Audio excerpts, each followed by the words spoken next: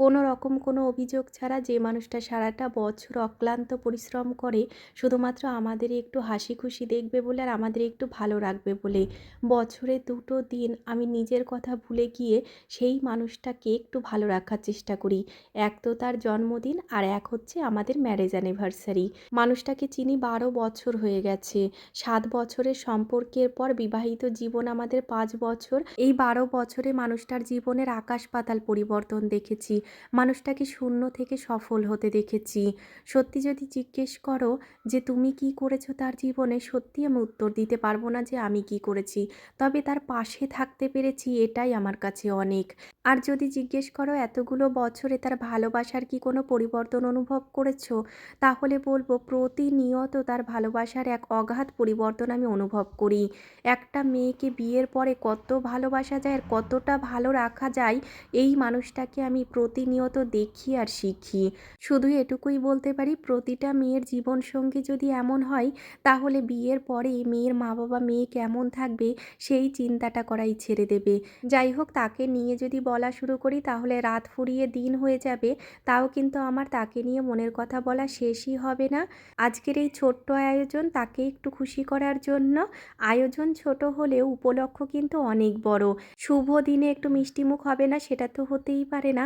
তবে কেকটা না ও আর আমি দুজনের কেউই পছন্দ করি না, সেই জন্য কিন্তু কেক আনিনি।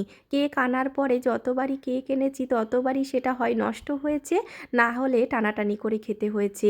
সেই জন্য একদম নতুন কিছু বানিয়েছি, সেটা হচ্ছে ক্যারামেল পুডিং।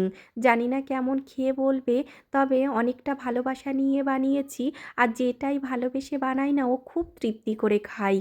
দেখো আমার ডেকোরেশন তো হয়ে গেছে, আর যে শাড়িটা পরেছি সেটা গেলবার অ্যানিভার্সারিতে দিয়েছিল, এখনও দেখো সেটার ভাঁজ ভেঙে পরাই হয়নি। ভাবলাম যে আজকে ওকে এটা পরে সারপ্রাইজ দিই, ও কিন্তু কিচ্ছু জানে না। অ্যানিভার্সারি উপলক্ষে অ্যানিভার্সারির দিন ও কিন্তু ছুটি নিয়েছিল, তবে এটা কিন্তু অ্যানিভার্সারির আগের দিন। আর কোইন্সিডেন্সলি দেখো না, আজকেই ওর দুপুরবেলায় ডিউটি পড়েছে, আর আস্তে আস্তে কিন্তু রাত 11টা 11:30 মতো বেজেছিল। তবে 12টা পর্যন্ত ওয়েট করলে তো আর সারপ্রাইজটা দেওয়া হতো না, সেই জন্য কিন্তু সারপ্রাইজটা একটু আগেই দেওয়া হয়ে গেছিল। যাই হোক, মোটামুটি এখন বাজে 11:30।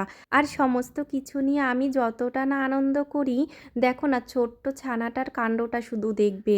আর ও কিন্তু এটার জন্য একদম রেডি ছিল না, কারণ এরকমটা আমি আগে কোনো দিন করিনি। এই প্রথমবার নিজেকে কেমন যেন একটু বাচ্চা বাচ্চা মনে হচ্ছিল ঠিকই, তবে মনে হচ্ছিল যেন নিজেদের একটু ভালো রাখার জন্য, একটু আনন্দের জন্য এটুকু ঠিকই আছে। তবে ও যে হাতে করে একটা ফুল কেক এই সমস্ত কিছু নিয়ে আসবে, সেটা কিন্তু পুরোটাই আমার কাছে সারপ্রাইজ ছিল। সত্যিই আমি এটা একদমই আশা করিনি যে হাতে করে ও আবার একটা কেক ফুলের তোড়া নিয়ে আসবে। জিনিসটার মূল্য হয়তো খুবই সামান্য, তবে একটা মেয়ের কাছে যে এটা কতটা দুর্মূল্য সেটা হয়তো আলাদা করে কোনো মেয়েকেই বোঝাতে হবে না। আর যেহেতু আমি কোনো আর্থিক উপার্জন করি না, সেই জন্য না যা কিছু দেওয়া ওকে মানে গিফটমূলক, সেগুলো কিন্তু ওর টাকা দিয়েই। তবে অনেক দিন ধরে নিজের হাত খরচের টাকা দিয়ে সঞ্চয় করেছি শুধুমাত্র আজকের দিনের জন্য, ওর পছন্দের কিংবা ওর চাহিদার জিনিসগুলো ওর হাতে তুলে দেব বলে। সমস্ত কিছুই কিন্তু কাজের, যেটা সব সময় ওর সঙ্গে থাকবে। মানুষটাকে দেখেছি কিভাবে নিজের ইচ্ছেগুলোকে মেরে আমাদের ইচ্ছেগুলো পূরণ করতে। আমাকে কিন্তু কোনো রকম কোনো চিন্তা ভাবনা ছাড়াই অপ্রয়োজনীয় 10টা জিনিস সে কিনে দিতে পারে, আর নিজের প্রয়োজনীয় একটা জিনিস কিনতে গেলে সে 10বার ভাবে। জানি না, ভালোবাসলে বোধহয় এমনটাই হয়। আমিও তার মতো হয়তো তাকে ভালোবাসতে পারি না, তবে তার থেকে শিখি আর তার মতো করে তাকে খানিকটা ভালোবাসার চেষ্টা করি। সময় পরিবর্তন হবে, আর সময়ের সঙ্গে পরিবর্তন হবে জীবনেরও, বাড়বে দায়িত্ব কর্তব্য। তবে শত দায়িত্ব কর্তব্যের মাঝে নিজেদের যেন এই ছোট্ট ছোট্ট মুহূর্তগুলোতে এভাবেই আনন্দ দিতে পারি। ভগবানের কাছে আজকের এই বিশেষ দিনে আমার এটুকুই চাওয়া, আমাদের এই বিশেষ মুহূর্ত তোমাদের মাঝে এভাবেই থেকে যাক স্মৃতি হয়ে।